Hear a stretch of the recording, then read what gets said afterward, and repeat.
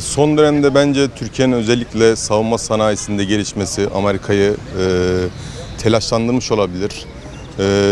Sonuçta Amerika hani gelişmekte olan ülkeyiz biz şu an ve bizim gelişmemizi neden istesin? İstemez hani sonuçta. Bence senin de dediğin gibi hani çuvaldızı kendine, iğneyi başkalarına batırmalı. Önce kendi geçmişine, kendi tarihine bakmalı Sayın Biden. Ve bir siyasetçi olarak, o Amerika'nın başkanı olarak kendi işini yapmalı. Yani tarihçilerin işine soyunmamalı. Amerika ikili oynamayı seven bir ülke. Bir yandan size hoş görünüp bir yandan arkanıza kuyunuzu kazabilir.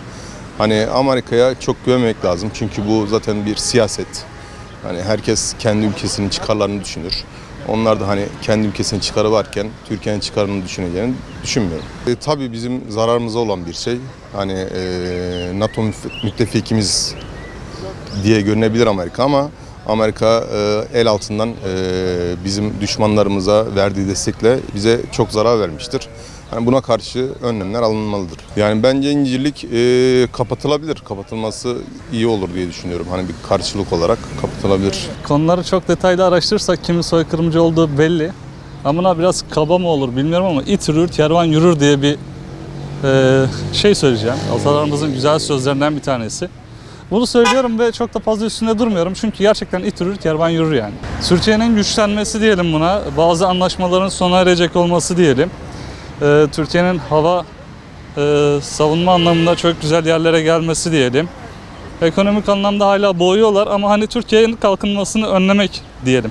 Tabii her siyasi liderin eleştirilecek yanları vardır çünkü nitekim kendilerini de bilmedi, belki görmedi, belki de hani söyleyip de yaptıramadığı olaylar olabiliyor. Yani yetersiz demiyorum ama hani daha güzel şeyler olabilir.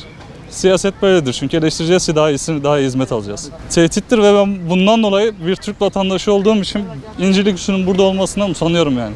Utanç verici bir şey. Kapatılması gerekiyor. Yani sonuçta yabancı bir ülke bizi gözetti, böyle bir şey var mı? Biz tam bağımsız bir cumhuriyetsiz yani. Amerikan Başkanı Biden'ın demiş olduğu şey asılsız. Zaten kendi açıklamasında da söylüyor. Türkiye'yi suçlamak için değil, bir daha tekrarlanmasın diye politik bir, popülizm bir yaklaşım. Sadece ortamı yumuşatmak ve lobiyi isteklerini yerine getirmek için vermiş olduğu bir söz bu.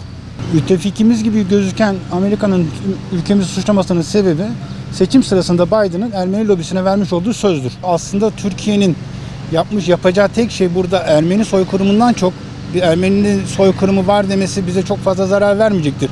Tüm dünya ve tarihçiler biliyor ama demiş olmuş olduğun gibi az önce YPG'ye ve diğer PKK unsurlarına tonlarca silah göndermesi, tırlarca silah göndermesi asıl bu bize zarar gösterir. Tabii ki kesinlikle İncirlik üssünün kullanılması eğer bu gerçeklik yansıtıyorsa kesinlikle buna hükümetin en azından bir karşı olarak bunların üzerine durması gerekiyor diye düşünüyorum. Amerika bizim dostumuz değil ki, düşmanımız. Düşmanımız yani. Oldu bitti öyle aslında. Soykırım yani. Biz Türkiye karşı bir şeyleri var adamların, tavırları var.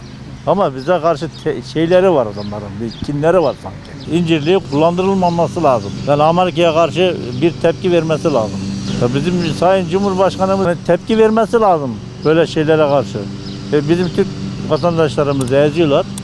Bizimkiler baş kaldırdı mıydı suç oluyor.